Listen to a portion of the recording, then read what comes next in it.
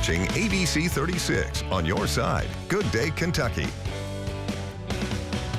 Welcome back to Good Day Kentucky. Well, since this month is National Bourbon Heritage Month, it's only fitting to celebrate with a bourbon aphrodisiac. Oh, wow. That's what it says. Okay, he hosts the Bourbon Life podcast, and we are hot over it. It's Mark D. Rucker. Welcome to the show, buddy. Good to see you. And are you the aphrodisiac? I guess so. I don't know who wrote that intro, but they're a big fan of yours. Yeah. Yeah, I'll take Wow. it. Thank you. Quite the compliment. So we adore Mark, not only here on the morning show, but on the Lee and Haley show as well. Again, he is the host of the Bourbon Life podcast, which if people haven't been able to tune in, what is the Bourbon Life podcast? It's a show that we started about 3.5 years ago. We interview master distillers, master blenders, the people in the industry, so we share their stories with listeners all around the world. It's a lot of fun. We come out every week on a Friday and do it. So Yeah. And this started out, because you're an attorney, that's your practice. Yes, yeah. But you just started out as a passion project with this podcast, and now you've turned into a Kardashian, essentially, for the bourbon industry. it was an Instagram site that grew, and we're about 54,000 followers now. And the podcast grew out of that Instagram account. So Yeah. a lot of fun. Fantastic. And I know you don't like to toot your own horn because on your podcast you like to focus on these distillers in the bourbon industry, but you yourself just got a fantastic distinction, which is what this new pin on your jacket is The about. new pin on the jacket, I am a master of bourbon, one of only 5 in the world now. So that was a designation. And that's sad, in the and I'm world. sorry about that.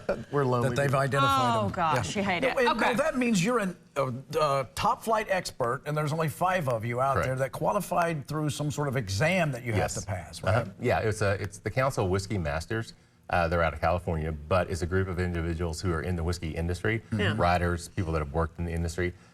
They have standards set. It's like the wine sommelier, like a master somm. So we do the testing Okay. and everything. So yeah, it's pretty rigorous. But that's why there's only 5 of us. You know, the sommelier, don't they carry a little thing around their neck? They do, Yeah. but we don't. Yeah. Maybe you guys should get like one of those things that St. Bernard would wear, like a little barrel. Sure. You could carry it around your neck. Filled with bourbon? Yeah, in case you need to help somebody. Oh, I just imagine you're helping yourself. Helping myself. Okay, so it is Bourbon Heritage Month. And what is the purpose of Bourbon Heritage Month? It's just to celebrate bourbon. You know, it is America's only native spirit. Yes. So it can only be made here in the United States. And it's just the way it started back in, I think about 2014. It was actually just a resolution that was passed in the Senate by one of our senators from Kentucky. And then every year since then, we've just continued to celebrate Bourbon Heritage Month. So the Bourbon Festival just happened this past weekend down in Bardstown.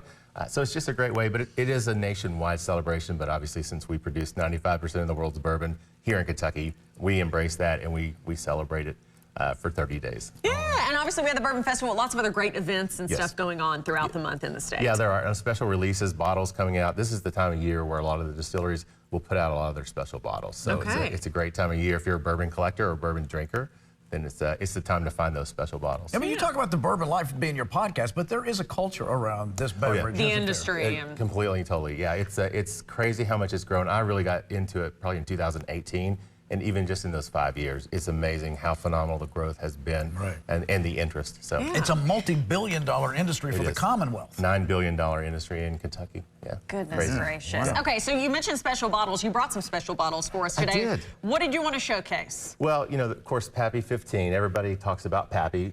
This was a bottle that came out earlier this year. Actually, it was last year's bottle, but I got this one earlier this year, but we've worked What together happened a to little it? bit. It has a leak. think It's sprung a leak. Celebrating I a think little Lee bit. might have had some of that at one point. I think I did. possibly. So, Hardin's Creek, this is a new product from Jim Beam. And I really enjoy this. This is actually a 17-year-old product. Ooh, wow. So they did 3 releases. Their 3 releases are named after their facilities. So they have a facility in Claremont. They have a facility in Boston. Would you like one of those? Just a little taste. Okay, Why not? let's do it. And they got this fancy. I know, what a cover. fancy. Isn't that nice? Yeah.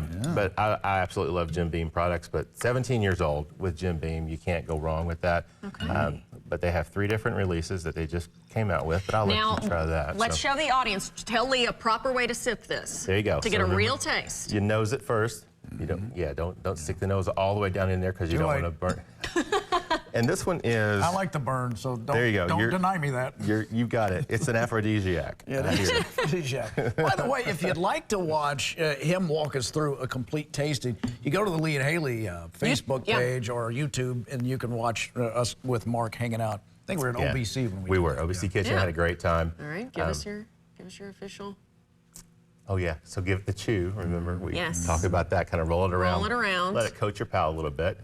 And then second taste, you should Second be able to- taste, the burn's gone. the burn should be gone, and then by the third taste, you really should be able to pick out those flavors and those aromas. And on the 8th taste, you're picking out faults in everybody else. That's right. I got a couple of things I want to say to you people. It works well. Okay, so if people want to find out more about Bourbon Heritage Month or listen to the Bourbon Life podcast, they can listen to your podcast anywhere they get their podcast. Sure, exactly right. We're on all the major platforms. Yeah. We come out with a new show every Friday. Okay. So yeah, we'd love to have people check us out and listen with us. Yeah, any sneak peek on future guests? Or what you got We've coming got up? some good things planned. Speaking of new products, down at the very end, that is a brand new release from Maker's Mark's. First time they've ever released anything that's actually aged that long. It's an 11 and 12-year-old blend. Oh, wow, okay. So first time in their 70-year history they put out something. And there may be some people that work for them that may be on our show here in a few weeks to talk about that new product. Very So, nice. yeah, so. All right, we do have such a wonderful bourbon industry here in Kentucky, so celebrate during Bourbon Heritage Month and listen to the Bourbon Life podcast. Mark, good to see you, buddy. Congratulations, buddy, on all the Thank you all very success. much. Yeah. Appreciate it. All right, stay with us. We're back in a moment.